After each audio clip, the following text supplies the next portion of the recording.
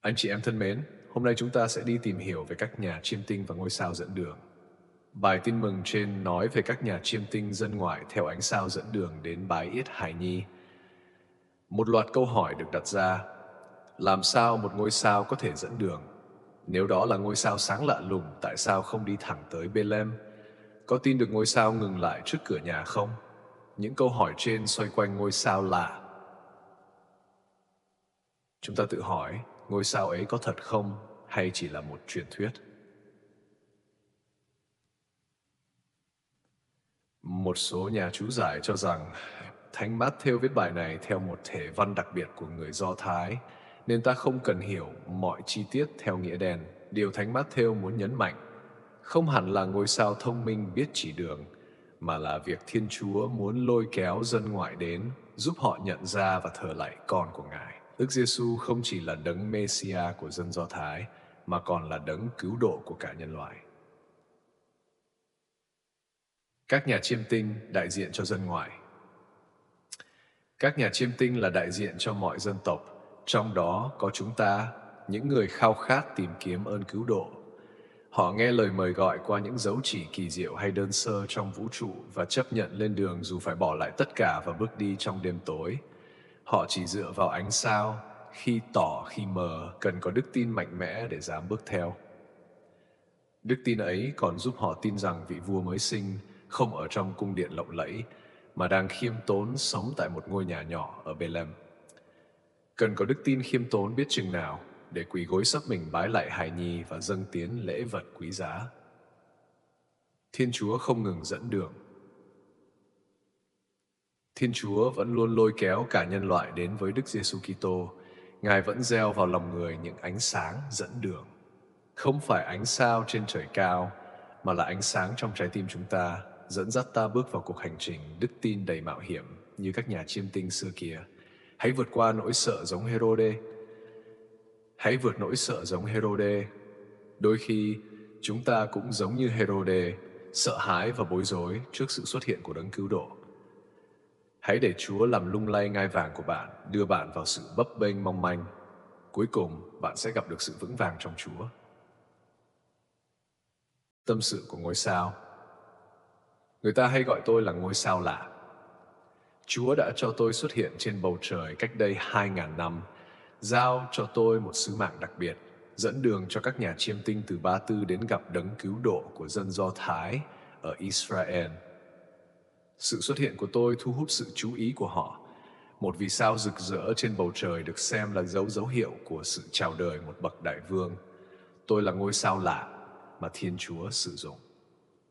Khi các nhà chiêm tinh lên đường, tôi dẫn họ qua quãng đường ngàn dặm đến đất Israel. Đến Jerusalem, tôi dừng lại để họ có thời gian hỏi thăm và báo cho nhà vua.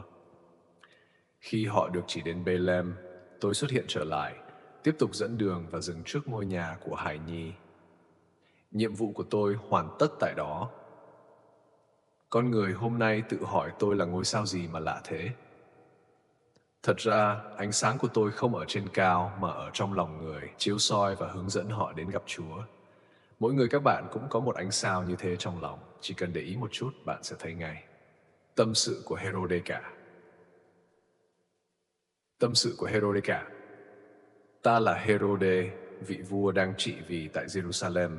Vào những năm cuối đời, ta sống trong nỗi sợ hãi và hoang tưởng. Sợ mất ngai vàng, ta giết cả vợ và 3 đứa con trai. Hôm nay, ta vừa bối rối, vừa giận dữ. Khi các nhà chiêm tinh từ Ba Tư nói về sự chào đời của một vị vua Do Thái, ngai vàng của ta bị đe dọa rồi. Ta hỏi các thượng tế và kinh sư, họ bảo Bethlehem là nơi vị vua ấy sinh ra. Ta giả vờ sai các nhà chiêm tinh đi trước, hòng lấy tin tức tiêu diệt vị vua này. Liệu kế hoạch của ta có thành công không? Tâm sự của các nhà chiêm tinh dân ngoại. Chúng tôi là những người có học thức cao, chuyên nghiên cứu bầu trời. Với chúng tôi, bầu trời như một cuốn sách mở. Khi thấy ngôi sao lạ, chúng tôi quyết định lên đường, bất chấp đường xa hiểm trở, vì tin rằng mình sẽ gặp một bậc đại vương. Ánh sao dẫn lối trên đầu và ánh lửa trong tim thôi thúc chúng tôi tiến bước. Khi đến Jerusalem, chúng tôi tưởng đã đến nơi, nhưng nhờ Kinh Thánh, Chúng tôi biết rằng Bethlehem mới là điểm đến. Ngôi sao lại xuất hiện, dẫn chúng tôi đến một ngôi nhà đơn sơ ở Bethlehem, không phải hoàng cung lộng lẫy. Tại đây, chúng tôi thấy một người mẹ và hài nhi, tin rằng đây chính là đấng mà ngôi sao dẫn lối chỉ cho. Chúng tôi sắp mình bái lạy và dâng lễ vật quý giá. Chúng tôi tin rằng hài nhi này là đấng cứu độ của người Do Thái và cả thế giới. Phải làm sao để mọi người nhận biết con của mình? 2.000 năm trước, ta dùng ngôi sao lạ để mời gọi dân Ba Tư. Ngày nay, ta cần tìm những dấu lạ mới, những ngôn ngữ mới để con người hôm nay đọc được, hiểu được và tin vào con ta. Nếu người xưa nhờ khoa chiêm tinh mà gặp được Chúa Con, thì ngày nay mọi khoa học và kiến thức phải là con đường dẫn con người đến gặp Thiên Chúa. Thưa anh chị em, lễ hiển linh là lễ Thiên Chúa giới thiệu con một của Ngài cho dân ngoại và cho cả nhân loại. Như Thánh Maximo Viện Phủ nhận xét, người tỏ mình ra theo tầm mức lãnh hội của kẻ đón nhận, người thích ứng với khả năng tiếp nhận của họ. Khi muốn giới thiệu con của Ngài cho các mục đồng, những người ít học, đơn sơ, hèn mọn, Thiên Chúa đã sai một vị thiên sứ đến báo tin, Đấng Kitô mới sinh ra như một trẻ thơ nằm trong máng cỏ. Nhưng Thiên Chúa không chỉ tỏ mình cho các mục đồng, Ngài còn muốn tỏ mình cho dân ngoại, những người giàu có, khôn ngoan, học thức và có địa vị. Lễ hiển linh hôm nay, Thiên Chúa giới thiệu con của Ngài cho các nhà chiêm tinh vùng Ba Tư hoặc Babylon. Họ là những người giàu có dựa vào lễ vật họ dâng. Họ có kiến thức thiên văn dựa vào khả năng đọc hiểu bầu trời. Có thể họ là tư tế hay cố vấn cho nhà vua, nhưng chắc chắn họ không phải là người Do Thái. Thiên Chúa muốn dân ngoại cũng nhận biết con của Ngài. Vì họ chuyên nghiên cứu các vì sao, Ngài đã dùng bầu trời để trò chuyện với họ. Ngôi sao lạ xuất hiện, không nhất thiết sáng rực rỡ, nhưng đủ lạ để thu hút và lôi kéo họ lên đường. Nhìn ngôi sao lạ, họ tin rằng một vị vua mới đã sinh ra, vị vua Messia mà người Do Thái mong đợi và cũng là vị vua của cả thế giới. Họ háo hức lên đường vượt hàng ngàn cây số, đi ngược sông Euphrates rồi vòng xuống Jerusalem. Theo sự chỉ dẫn của Herode, họ đến Bethlehem, vui mừng bái lạy và dâng lễ vật cho hài nhi. Thiên Chúa đã nói với họ qua ngôi sao lạ, rồi lại nói qua giấc mơ, nhắc họ tránh gặp Herode và đi đường khác mà về. Thánh Matthew kể câu chuyện đẹp và ý nghĩa này cho người Do Thái thời Ngài. Họ nhận ra ngay lời sấm của ông Bileam được ứng nghiệm.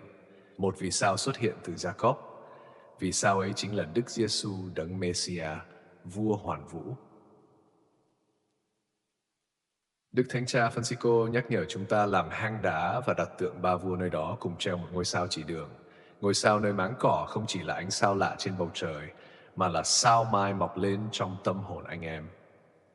Đức Giêsu đã tự nhận mình là sao mai sáng ngời. Chính Ngài sẽ ban ánh sáng ấy cho mỗi chúng ta. Amen.